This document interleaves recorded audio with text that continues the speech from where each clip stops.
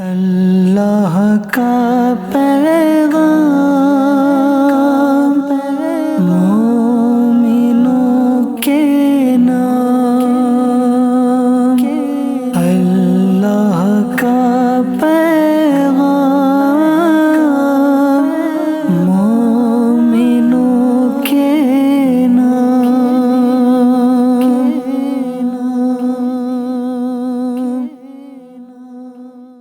الحمدللہ رب العالمین والصلاة والسلام علی سید الانبیاء والمرسلین، اما بعد فاعوذ باللہ من الشیطان الرجیم، بسم اللہ الرحمن الرحیم۔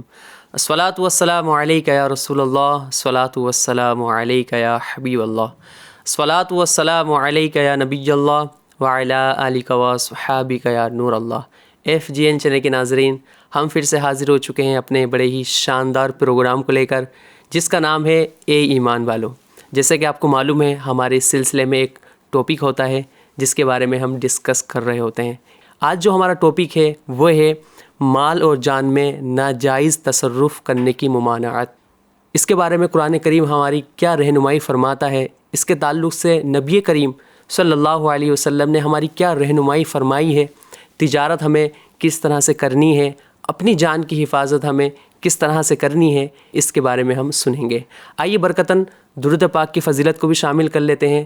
نبی پاک صلی اللہ علیہ وسلم کا فرمان عالی شان ہے، جس نے مجھ پر ایک بار درود پاک پڑھا، اللہ کریم اس پر 10 رحمتیں نازل فرماتا ہے۔ یوں تو درود پاک کی بے شمار فضیلتیں ہیں۔ ہم نیت کرتے ہیں کہ اللہ کے نبی صلی اللہ علیہ وسلم کی مقدس ذات پر درود پاک کثرت کے ساتھ پڑھا کریں گے۔ اللہ کریم ہم سب کو خوب درود پاک پڑھنے کی توفیق عطا فرمائے۔ صلو علی الحبیب صلی اللہ علی محمد صلی اللہ علیہ وسلم۔ آج کا جو ہمارا ٹاپک ہے بڑا ہی شاندار ہے، آئیے سنتے ہیں۔ سب سے پہلے میں آپ کو قرآن کریم کی آیت سنانا چاہتا ہوں کہ اللہ پاک نے اس کے تعلق سے ہماری کیا رہنمائی فرمائی ہے۔ اللہ پاک قرآن پاک میں ارشاد فرماتا ہے، پارہ 5 النساء کی آیت نمبر 30 میں، اس کا ترجمہ ہے، اے ایمان والو، باطل طریقے سے آپس میں ایک دوسرے کے مال نہ کھاؤ، البتہ یہ ہو کہ تمہاری رضا بندی سے تجارت ہو، اور اپنی جانوں کو قتل نہ کرو، بے شک اللہ تم پر مہربان ہے، اور جو ظلم و زیادتی سے ایسا کرے گا ان قریب ہم اسے آگ میں داخل کریں گے، اور یہ اللہ پر بہت آسان ہے۔ قرآن کریم کی آیت ہمیں بتا رہی ہے کہ اگر ہمیں تجارت کرنی ہے تو کس طرح سے کرنی ہے۔ آئیے اس کے تعلق سے مفسرین کیا لکھتے ہیں وہ میں آپ کو سناتا ہوں۔ اس آیت میں باطل طریقے سے مراد وہ طریقہ ہے جس سے مال حاصل کرنا شریعت نے حرام قرار دیا۔ جی ہاں، جیسے سود، چوری اور جوئے کے ذریعے مال حاصل کرنا، یہ بھی باطل طریقہ ہے۔ اسی طرح جھوٹی قسم، جھوٹی وکالت، خیانت اور غصب کے ذریعے جو مال حاصل کیا جاتا ہے، یہ بھی باطل طریقہ ہے۔ اس طریقے سے بھی مال حاصل کرنے کو اسلام نے حرام قرار دیا۔ آگے چلتے ہیں، گانے بجانے کی اجرت، یہ سب باطل طریقے میں داخل ہیں اور یہ سب کے سب حرام ہیں۔ اللہ اکبر۔ یوں ہی اپنا مال باطل طریقے سے کھانا، یعنی گناہ اور نافرمانی میں خرچ کرنا بھی اس میں داخل ہیں، جہاں ہمیں یہ بتایا جا رہا ہے کہ ہمیں حرام طریقے سے مال نہیں حاصل کرنا، ساتھ ہی ساتھ ہماری یہ بھی رہنمائی کی جا رہی ہے کہ ہمیں حرام کاموں میں پیسہ انویسٹ نہیں کرنا ہے۔ اسلام نے ہر جگہ ہماری رہنمائی فرمائی ہے۔ اسی طرح حرام کی کیا مذمت اسلام نے بیان کی ہے، آئیے وہ آپ کو سناتا ہوں۔ حرام کمانا اور کھانا اللہ پاک کی بارگاہ میں سخت ناپسندیدہ ہے۔ جی ہاں، حرام کھانا بھی اللہ کو ناپسند ہے، اور حرام طریقے سے مال حاصل کرنا بھی یہ اللہ کو ناپسندیدہ ہے۔ احادیث میں اس کی بڑی سخت وعید بیان کی گئی ہیں۔ جی ہاں، جہاں قرآن پاک کے اندر ہمیں اس بارے میں بیان کیا گیا کہ حرام مال کو حاصل نہ کرو، وہیں احادیث کے اندر بھی نبی پاک صلی اللہ علیہ وسلم نے ہماری بڑی ہی شاندار رہنمائی فرمائی ہے۔ آئیے اس کے بارے میں 4 احادیث میں آپ کو سناتا ہوں۔ جی ہاں، آپ اگر چاہیں تو اس کو لکھ بھی سکتے ہیں۔ نمبر 1، ارشاد فرمایا کہ اللہ تعالیٰ نے اس جسم پر جنت حرام فرما دی ہے جو حرام غذا سے پلا بڑا ہو۔ اللہ اکبر۔ اب غور کرنے کی بات ہے کہ ہم اپنے اوپر جنت کو حرام کر رہے ہیں، کس کے ذریعے؟ حرام مال کما کر، حرام چیزیں کھا کر۔ تو ہمیں غور کرنا ہے کہ ہم نبی پاک صلی اللہ علیہ وسلم کے اس فرمان پر عمل کریں۔ کون سے فرمان پر؟ جس میں یہ فرمایا گیا کہ اے لوگو اپنی تجارت کو پاکیزہ کرو۔ سبحان اللہ۔ آئیے مزید اور نبی پاک صلی اللہ علیہ وسلم نے اس کے تعلق سے کیا ارشاد فرمایا ہے وہ سنتے ہیں۔ حضرت سیدنا سعد رضی اللہ تعالیٰ عنہ سے آپ نے ارشاد فرمایا، اے سعد اپنی غذا پاک کر لو۔ کیا فرمایا؟ اے سعد اپنی غذا کو، اپنے لقمے کو، اپنے کھانے کو پاک کر لو، مستجاب الدعوات ہو جاؤ گے۔ سبحان اللہ، کتنی پیاری بشارت دی ہے نبی پاک صلی اللہ علیہ وسلم نے حضرت سعد رضی اللہ تعالیٰ عنہ کو۔ تو گویا کہ اگر آپ چاہتے ہیں کہ آپ کی دعائیں قبول ہوں، ہے نا، جب آپ ہاتھ اٹھائیں تو اللہ پاک آپ کی دعاؤں کو قبول فرما لے، تو اپنی غذا کو، اپنے لقمے کو حلال کریں۔ اس ذات پاک کی قسم جس کے قبضے قدرت میں محمد صلی اللہ علیہ وسلم کی جان ہے، بندہ حرام کا لقمہ اپنے پیٹ میں ڈالتا ہے تو اس کے 40 دن کے عمل قبول نہیں ہوتے۔ اللہ اکبر۔ اب غور کرنے کی بات ہے، پیٹ میں حرام لقمہ گیا، غور کیجیے آپ کہ ایک لقمہ اگر ہمارے پیٹ میں گیا جو کہ حرام ہے، 40 دن کی عبادتوں کو قبول نہیں کیا جا رہا ہے۔ 40 دن کم نہیں ہوتے۔ اب سوچیں کہ 40 دن میں کون کون سی عبادتیں کی گئی ہوں گی، اگر اس کے اندر بھی اگر ایک لقمہ بھی آپ نے حرام کھایا ہوگا تو 40 دن کی عبادتیں قبول نہیں ہو رہی ہیں۔ اور جس بندے کا گوشت حرام سے پلا بڑا ہو اس کے لیے آگ زیادہ بہتر ہے۔ اللہ اکبر۔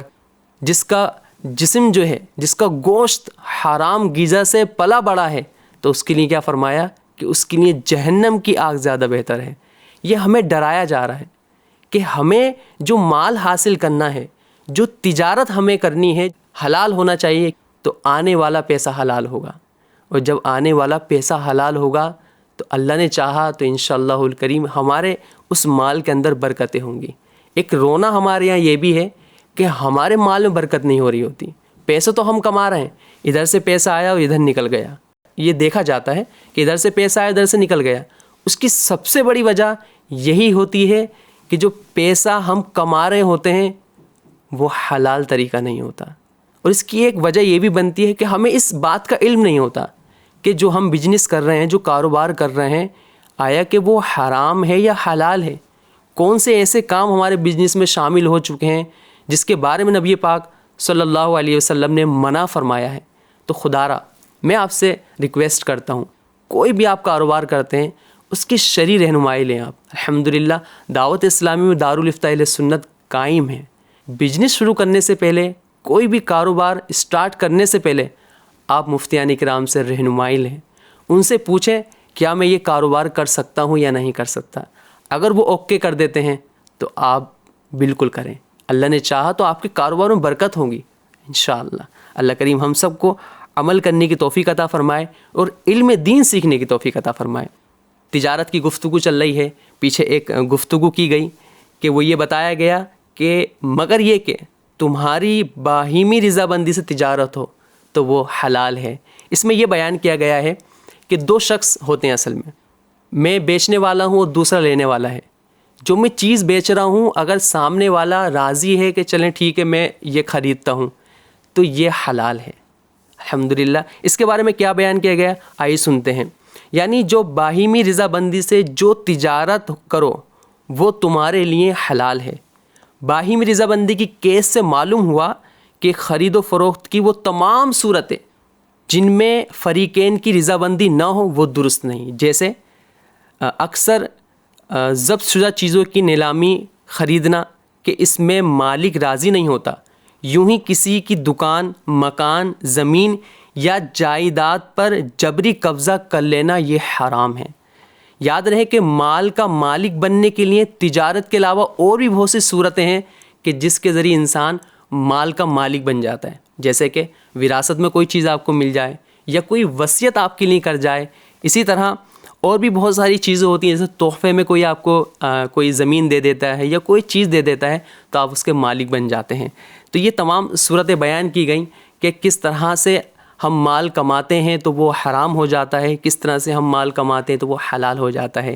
تجارت کی گفتگو چل رہی ہے، تجارت کرنا یہ ہمارے انبیاء علیہ الصلوۃ والسلام کا بھی طریقہ رہا ہے۔ کئی اسلاف نے تجارتیں کی ہیں، پر ان کی تجارت قرآن و حدیث کی روشنی کے مطابق ہوا کرتی تھی۔ پھر ان کی تجارت میں برکت بھی ہوا کرتی تھی، ان کی تجارتوں کو کتابوں میں بیان کیا گیا الحمدللہ۔ آئیے تجارت کے کیا فضائل ہیں، احادیث میں بزنس کرنے کے تعلق سے کیا بیان کیا گیا ہے، وہ میں آپ کو بیان کرتا ہوں۔ نبی پاک صلی اللہ علیہ وسلم نے ارشاد فرمایا، سچا اور امانت دار تاجر انبیاء علیہ الصلوۃ والسلام، صدیقین اور شہداء کے ساتھ ہوگا۔ سبحان اللہ، کتنی پیاری فضیلت ہے ایک تاجر کی، جبکہ وہ تاجر کیسا ہو؟ سچا ہو اور امانت دار ہو۔ دو چیزیں ہیں، اگر تاجر سچا ہوگا، امانت دار ہوگا، انبیاء علیہ الصلوۃ والسلام، صدیقین اور شہداء کے ساتھ اللہ پاک قیامت کے دن اٹھائے گا۔ سبحان اللہ، کتنی فضیلت ہے نا۔ نبی پاک صلی اللہ علیہ وسلم دوسری جگہ ارشاد فرماتے ہیں، آپ نے فرمایا کہ پاکیزہ کمائی ان تاجروں کی ہے۔ غور سے سننے والی بات ہے کہ پاکیزہ کمائی ان تاجروں کی ہے جو گفتگو کے وقت جھوٹ نہیں بولتے، جو گفتگو کے وقت جھوٹ نہیں بولتے، وعدہ کریں تو خلاف ورزی نہیں کرتے، جب ان کے پاس امانت رکھی جائے تو خیانت نہیں کرتے، جب کوئی چیز خریدیں تو اس کی برائی بیان نہیں کرتے، اور جب کچھ بیچیں تو اس کی تعریف نہیں کرتے، جب ان پر کسی کا آتا ہو تو دینے میں دیر نہیں کرتے۔ جی ہاں، یہ بہت اچھی صفت ہے۔ فار ایگزامپل میں ہوں، مجھ پر کسی کا مال آتا ہے یا کسی کے مجھ پر پیسے ہیں، تو اچھے تاجر کی صفت یہ ہے کہ اب وہ پیسے دینے میں دیر نہ کرے، ہے نا۔ کسی سے میں نے کچھ لیا ہے تو وقت پر دے دیں، تو یہ ایک اچھے تاجر کی صفت نبی پاک صلی اللہ علیہ وسلم نے بیان فرمائی۔ آئیے آگے چلتے ہیں۔ سرور کائنات صلی اللہ علیہ وسلم نے مزید ارشاد فرمایا، قیامت کے دن تاجر فاسق اٹھائے جائیں گے، سوائے ان تاجر کے جو اللہ عز و جل سے ڈرے اور بھلائی کرے اور سچ بولے۔ سبحان اللہ، تین باتیں نبی پاک صلی اللہ علیہ وسلم نے ارشاد فرمائی کہ اگر کوئی شخص جو تاجر ہے وہ بھلائی کرتا ہے، سچ بولتا ہے اور اللہ پاک سے ڈرتا ہے تو ایسے تاجر اصل تاجر ہوا کرتے ہیں۔ اور کیوں نہ ہو کہ جن تاجروں نے ان صفتوں کو اپنایا ہے، اللہ پاک کی رحمت سے ان کے کاروبار میں برکت بھی ہوئی ہے اور ان کا کاروبار بڑا بھی ہے۔ میں دیکھا ہوں ایسے تاجروں کو کہ جو ماشاء اللہ کاروبار بھی کرتے ہیں اور ساتھ ساتھ وہ نمازوں کی بھی پابندی کر رہے ہوتے ہیں، جب بھی دیکھا ہے وہ سچ بول رہے ہوتے ہیں، جیسا مال ہے ویسا ہی دے رہے ہوتے ہیں، جھوٹ تعریف بھی وہ لوگ نہیں کر رہے ہوتے ہیں۔ تو گویا کہ ایسے تاجر اللہ پاک کے قریب ہوتے ہیں، اور جو اللہ پاک کے قریب ہو جائے اللہ پاک اس کو اپنا مقبول بندہ بنا لیتا ہے، اور جو مقبول بندہ بن جائے تو اس کی دعائیں قبول ہوا کرتی ہیں الحمدللہ۔ نبی کریم صلی اللہ علیہ وسلم نے ایک اور مقام پر ارشاد فرمایا، تم سے پہلے لوگوں میں ایک شخص تھا جس کے پاس اس کی روح قبض کرنے فرشتہ آیا، تو اس سے کہا گیا کیا تو نے کوئی نیکی کی ہے؟ فرشتہ آیا اور کہا کیا تو نے کوئی نیکی کی ہے؟ وہ بولا میں نہیں جانتا۔ اس سے کہا گیا غور تو کر۔ کہنے لگا اس کے سوا کچھ اور نہیں کہ میں دنیا میں لوگوں سے تجارت کرتا تھا اور ان سے اپنی رقم کا تقاضا کرتا تو امیر کو مہلت دیا کرتا، جی ہاں، اور غریب کو معاف کر دیا کرتا۔ سبحان اللہ۔ اللہ پاک نے فرشتے سے ارشاد فرمایا، اے فرشتو اس سے درگزر کرو، اس کے ساتھ معاملے کو آسان کر دو۔ یہ وہ تاجر ہوا کرتے ہیں کہ اگر مالدار پر ان کی کوئی چیز آ رہی ہوتی ہے تو اللہ پاک کی رضا کے لیے ان کو مہلت دیتے ہیں، ان کو مزید وقت دیتے ہیں، اور اگر یہی معاملہ کسی غریب کے ساتھ آتا ہے تو اس پر اپنے مال کو معاف فرما دیا کرتے ہیں۔ سبحان اللہ۔ اللہ پاک ہمیں بھی اس طرح کا تاجر بننے کی توفیق عطا فرمائے۔ آئیے تجارت کے کیا آداب ہیں، شریعت نے تجارت کے آداب کیا بیان کیے وہ سنتے ہیں۔ نمبر 1، تاجر کو چاہیے کہ روزانہ صبح کے وقت اچھے ارادے یعنی اچھی نیتوں سے اپنی دکان کے پاس جائے اور دکان کو کھولے، اور ہو سکے تو نبی پاک صلی اللہ علیہ وسلم پر کثرت کے ساتھ درود پاک پڑھے، بسم اللہ پڑھے، اور جو دعائیں کاروبار کے لیے بیان کی گئی ہیں اس کو بھی پڑھے، تو اللہ پاک نے چاہا تو اس کے کاروبار میں برکتیں ہوں گی۔ اور بھی بہت سارے طریقے ہو سکتے ہیں۔ آپ کوئی کاروبار شروع کرنا چاہتے ہیں تو آپ قرآن خوانی کروا سکتے ہیں، ختم قادریہ کروا سکتے ہیں، بچوں کے ذریعے قرآن پاک کی تلاوت کروا سکتے ہیں، درود پاک کی کثرت کر سکتے ہیں، تو انشاءاللہ الکریم اس طرح کی چیزیں ہوں گی تو ہمارے کاروبار میں برکتیں شامل ہو جائیں گی۔ نبی پاک صلی اللہ علیہ وسلم کی جو احادیث پیچھے میں بیان کیا آپ کو کہ 3 صفت اس شخص کے اندر ہونی چاہیے جو تاجر اپنے آپ کو کامیاب کرنا چاہتا ہے، وہ کیا تھیں؟ کہ سچ بولے، بھلائی کرے اور اللہ پاک سے ڈرے۔ مزید تجارت کرنے والا جعلی اور اصلی نوٹوں کی پہچان کا طریقہ سیکھے۔ اب دیکھیں نا، اسلام نے باقاعدہ میں حکم دیا ہے کہ اگر تم تجارت کرنا چاہتے ہو، کوئی کاروبار کرنا چاہتے ہو، تو نقلی اور اصلی نوٹوں کی پہچان رکھو۔ کیوں رکھو؟ کیا وجہ ہے؟ آئی جانتے ہیں۔ اور نہ خود جعلی نوٹ لو اور نہ کسی کو جعلی نوٹ دو، کیونکہ اگر ہم کسی سے جعلی نوٹ لے لیتے ہیں تو اس کی ایک وجہ یہ بنتی ہے کہ ہمیں اس کا علم نہیں ہوتا، یا پھر ہم یوں لے لیتے ہیں کہ اب میں اس کو دوسروں کو دوں گا۔ کیا فرمایا گیا؟ نہ خود لو اور نہ دو، کیونکہ اگر آپ دوسرے کو نقلی نوٹ دیتے ہیں تو یہ ایک مسلمان کے لیے دھوکہ ہے، گویا کہ آپ اپنے اس نوٹ کے ذریعے مسلمان کے ساتھ دھوکہ کر رہے ہیں، اس کے ساتھ گویا کہ دشمنی کر رہے ہوتے ہیں، تو اس کے بارے میں بھی منع فرمایا۔ آگے چلتے ہیں۔ اگر کوئی جعلی نوٹ دے جائے، ہوتا ہے نا، اگر کوئی دے جائے تو اس کے بارے میں بڑا ہی پیارا ارشاد ہے کہ اگر کوئی جعلی نوٹ تمہیں دے جائے، کوئی نقلی نوٹ دھوکے سے آپ کے پاس آ جائے، تو وہ اب دوسرے مسلمان کو نہیں دینا۔ بیان کیا گیا کہ اس نوٹ کو پھاڑ دینا چاہیے، کہیں ایسا نہ ہو کہ آپ کی غیر موجودگی میں وہ نوٹ کسی مسلمان کے پاس جائے اور اس سے اس کو نقصان ہو۔ کتنا پیارا اسلام ہے ہمارا، الحمدللہ، ہر بات میں ہماری رہنمائی کی گئی ہے۔ اور دیکھیں، اس کو دور اندیشی بولتے ہیں کہ اگر نوٹ نقلی ہمارے پاس آ بھی گیا تو اب دوسروں کو نہیں دینا ہے، اس کو پھاڑ دینا چاہیے۔ سبحان اللہ، اللہ پاک ہمیں اسلام کی باتوں پر چلنے کی توفیق عطا فرمائے۔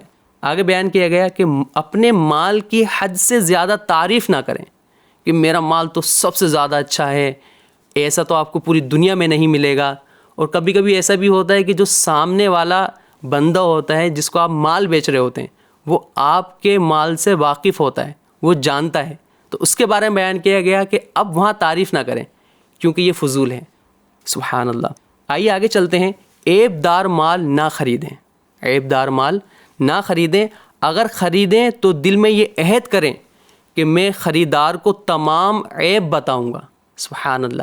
اگر آ بھی گیا، آپ نے لے لیا، اب اگر سامنے والا بندہ آپ سے لینا چاہتا ہے تو آپ کو وہ عیب بیان کرنے ہوں گے۔ اور یہ زیادہ تر ہمارے یہاں یہ پایا جاتا ہے کہ اگر ہمارے پاس عیب دار مال آ گیا تو ہم اس کے عیب کو چھپانے کے لیے کئی جھوٹ بول رہے ہوتے ہیں۔ جی ہاں، بالکل صحیح ہے، ہمارا مال، کوئی پرابلم نہیں، آپ لے جائیں۔ پھر کیا ہوتا ہے، وہ بیچارہ، وہ غریب جب آپ کے مال کو لے کے چلا جاتا ہے، جب گھر پہنچتا ہے دیکھتا ہے کہ یہ تو مال خراب نکلا، تو گویا کہ آپ نے اس مسلمان کے ساتھ غداری کی ہے، اس کو دھوکہ دیا ہے۔ اس کو بھی نبی پاک صلی اللہ علیہ وسلم نے منع فرمایا۔ آگے بیان فرماتے ہیں کہ اگر اپنے پاس موجود صحیح مال میں کوئی عیب پیدا ہو گیا تو اسے گاہک سے نہ چھپائے۔ ایسا بھی ہوتا ہے کہ مال تو صحیح ہوتا ہے پر کیا اس میں کوئی عیب آ جاتا ہے، تو اس عیب کو چھپانے کے لیے ہم سامنے والوں کو بتا ہی نہیں رہے ہوتے کہ نہیں مال اوکے ہے، کوئی بڑا مسئلہ نہیں ہے، چل جائے گا، ایسا ہی چلتا ہے۔ نہیں، وہ مال اگر آپ اپنے لیے خریدتے تو کیا آپ لے لیتے؟ نہیں۔ آگے بیان فرمایا گیا کہ وزن کرنے اور ناپنے میں فریب نہ کرے بلکہ پورا تولے اور پورا ناپے۔ آگے بیان کیا گیا اصل قیمت کو چھپا کر کسی آدمی کو قیمت میں دھوکہ نہیں دینا چاہیے۔ مزید سنتے ہیں، بہت زیادہ نفع نہ لیں اگرچہ خریدار کسی مجبوری کی وجہ سے اس زیادتی پر راضی ہو۔ قرض خواہ کے تقاضے سے پہلے اس کا قرض ادا کر دے۔ جی ہاں، یہی بہت زیادہ ہمارے یہاں پایا جاتا ہے۔ اب اگر کوئی قرض خواہ ہے بار بار آپ کے پاس آ رہا ہے کہ حضور میرے پیسے، تو ہم اس کو ٹال رہے ہوتے ہیں کہ بعد میں لے لینا، بعد میں لے لینا. یہ چیز ہم اپنے لیے پسند نہیں کر رہے ہوتے ہیں. تو جو ہم اپنے لیے پسند نہیں کر رہے ہوتے ہیں تو دوسرے کے لیے کیوں آپ پسند کر رہے ہیں؟ تو اگر کوئی قرض خواہ آپ کے پاس آتا ہے تو آپ اس کے قرض کو فوراً ادا کریں. اللہ پاک نے چاہا تو آپ کے کاروبار میں برکت بھی ہوگی. آگے چلتے ہیں. جس شخص سے معاملہ کرے اگر وہ معاملے کے بعد پریشان ہو تو اس کاروبار کو فسخ کر دیں، یعنی ختم کر دیں. بس اوقات ہوتا بھی ہے کہ دو شخص نے کوئی کاروبار شروع کیا، اب بہت اچھا چل رہا تھا، اب اچانک سے ایک بندہ پریشان ہو جاتا ہے کاروبار سے، اس کو بینیفٹ نہیں مل رہا ہوتا ہے، تو شریعت کہتی ہے کہ ایسے کاروبار کو ختم کر دینا چاہیے. کیوں؟ کیونکہ جو سامنے والا بندہ ہے وہ اپنے کاروبار سے مطمئن نہیں ہے. الحمدللہ اسلام نے مسلمان کی حرمت کو برقرار رکھا گیا کہ مسلمان کو کسی وجہ سے تکلیف نہیں ہونی چاہیے. اور اگر آپ کو لگتا ہے کہ ہمارے کاروبار سے دوسروں کو تکلیف ہو رہی ہے، وہ پریشان ہے، اللہ کی رضا کے لیے اس کاروبار کو آپ ختم کر دیں. آگے بیان کیا گیا اور بڑا ہی شاندار قول ہے. فرماتے ہیں کہ دنیا کا بازار اسے آخرت کے بازار سے نہ روکے، اور آخرت کا بازار یہ مساجد ہیں. میں پہلے بھی آپ کو بیان کیا ہوں اس بارے میں کہ ہمیں کاروبار تو کرنا ہے، خوب پیسہ کمانا ہے، اللہ پاک ہمارے کاروبار میں برکت عطا فرمائے، ساتھ ہی ساتھ ہمیں نمازوں کو قضا نہیں کرنا ہے. اور آج کے دور میں یہ بہت زیادہ پایا جاتا ہے کہ ہم کاروبار میں اس طرح سے مگن ہو گئے، اس طرح سے کاروبار کو پسند کر لیا کہ ہم اللہ پاک کی رضا کو بھول گئے، اللہ پاک کی عبادتوں کو بھول گئے. گویا کہ پورے دن کاروبار میں لگے ہوتے ہیں، ہم یہ بھول گئے کہ ہم پر نماز بھی فرض ہے. اب آپ سے میرا سوال ہے کہ جو شخص نماز نہ پڑھے، جو شخص اللہ پاک کو راضی نہ کرے اور وہ ساتھ ہی ساتھ اپنے کاروبار میں برکت کی امید کرے، یہ بیوقوفی ہے. آپ چاہتے ہیں کہ آپ کے کاروبار میں برکت ہو، آپ کے رزق میں برکت ہو، آپ کا دسترخوان کشادہ ہو، تو خدا را نماز کی پابندی کریں. اور بہت آسان طریقہ ہے. ہم تاجروں کے پاس جاتے ہیں، ماشاءاللہ وہ نماز بھی پڑھتے ہیں. تو ایسا کاروبار آپ کریں یا کوئی طریقہ اپنائیں کہ جس میں آپ کا کاروبار بھی چلتا رہے اور ساتھ ہی ساتھ نماز کی پابندی بھی ہوتی رہے. الحمدللہ اسلام جہاں ہماری یہ رہنمائی فرماتا ہے کہ ہمیں تجارت کس طرح سے کرنی ہے، کس طرح سے ہم اپنے کاروبار کو آگے لے کے جا سکتے ہیں، کیا طریقہ کار ہے، وہیں ساتھ میں نمازوں کی پابندی، قرآن پاک کی تلاوت اور مزید عبادتیں کرنے کی بھی ہمیں رہنمائی کرتا ہے. الحمدللہ. آئیے مزید ایک اور چیز میں آپ کو بیان کرتا ہوں جو قرآن پاک کے اندر مزید ارشاد فرمایا گیا، اور اپنی جانوں کو قتل نہ کرو. اس سے کیا مراد ہے؟ یعنی ایسے کام کر کے جو دنیا اور آخرت میں ہلاکت کا باعث ہو، اپنی جانوں کو قتل نہ کرو. بس اوقات ایسے ہم کاروبار کر رہے ہوتے ہیں کہ جس کی بنا پر ہم اپنے آپ کو ہلاکت میں ڈال رہے ہوتے ہیں. جیسے کہ ہم نے کوئی ایسا کاروبار شروع کیا کہ جو نہ شریعت اس کو پسند کرتی ہے، نہ قانون اس کو پسند کرتا ہے، مگر ہم پھر بھی جو ہے وہ کاروبار کر رہے ہوتے ہیں. پھر کیا ہوتا ہے؟ ایک دن قانون ہمیں پکڑ لیتا ہے یا شریعت ہمیں پابند کر دیتی ہے، پھر اس اعتبار سے ہم اپنے آپ کو ہلاک کر رہے ہوتے ہیں. تو ہم ایسا کاروبار ہی کیوں کریں کہ جس میں ہم اپنے آپ کو ہلاکت میں ڈالیں؟ قرآن کریم میں تو بتایا گیا کہ اپنی جانوں کی حفاظت کرو. جی ہاں، اپنی جان کی حفاظت کرنا یہ ہر مسلمان پر فرض ہے. کوئی بھی ایسا کام ہمیں نہیں کرنا ہے کہ جس کی وجہ سے ہماری جان جو سب سے قیمتی ہے وہ چلی جائے. الحمدللہ اسلام نے ہماری جہاں جان کی حفاظت کا حکم دیا، ساتھ ہی ساتھ یہ بھی بتایا گیا کہ ہمیں جو جان دی ہے اور جو یہ قیمتی وقت ہمیں عطا فرمایا ہے، ہمیں اس کو کس طرح سے گزارنا ہے، ہمیں اس کے ذریعے کس طرح سے اپنے آپ کو اچھا کرنا ہے. الحمدللہ اسلام اس کی بھی رہنمائی کرتا ہے. اللہ پاک کے فضل و کرم سے آج کے اس سلسلے میں آپ نے تجارت کے تعلق سے بہت ہی پیاری پیاری باتیں بھی سنی ہیں. احادیث کے اندر ایک اچھے تاجر کی جو صفات بیان کی گئیں وہ بھی آپ نے سنی. قرآن پاک ہماری اس معاملے میں کیا رہنمائی کرتا ہے اور اپنی جان کو ہلاکت میں ڈالنے کے تعلق سے ہمیں کیسے روکا گیا، کس طرح سے منع کیا گیا، یہ بھی آپ نے سنا ہے. میں امید کرتا ہوں کہ انشاءاللہ الکریم آپ اپنے کاروبار کو حلال کریں گے. جہاں پیسہ خرچ کریں گے وہ بھی حلال طریقہ ہونا چاہیے انشاءاللہ الکریم. اللہ پاک کی ذات سے مجھے امید ہے کہ اگر ہم ان تمام اصولوں کے مطابق اپنے کاروبار کو لے کے چلیں، اسٹارٹ کریں، تو تو اللہ نے چاہا تو ہمارے کاروبار میں ہی برکت ہوگی، ہمارے پاس جو پیسہ آ رہا ہے اس میں ہی برکت ہوگی، اور ہمارے جسم میں ہی برکت ہوگی۔ اللہ کریم ہم سب کو علم دین سیکھنے کی توفیق عطا فرمائے، صحیح طریقے سے کاروبار کرنے کی توفیق عطا فرمائے۔ ہمارا پیارا FGN چینل دیکھتے بھی رہیں، دکھاتے بھی رہیں۔ انشاءاللہ الکریم ملیں گے جلد ایک نیو ٹاپک کے ساتھ۔ صلو علی الحبیب صلی اللہ علی محمد صلی اللہ علیہ وسلم۔ اللہ کا پیغام